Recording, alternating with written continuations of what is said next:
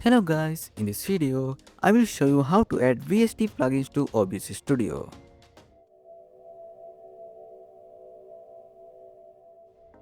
First, open your browser and search for plugins for free on Google. Go to the website and you will find a lot of free plugins there. Make sure you download only VST to 64-bit plugins because OBS supports only 64-bit versions of plugins.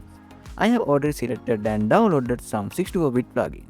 Now open this PC and go to the programs files. Then open the common files folder.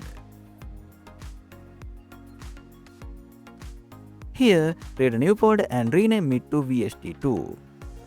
After that, extract your downloaded VST plugins into this folder.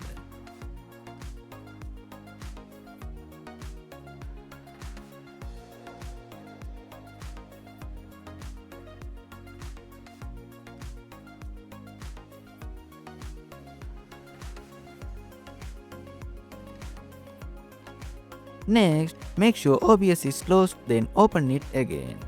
Now right click on your microphone and click on filters. Then click the plus icon and select VST plugin.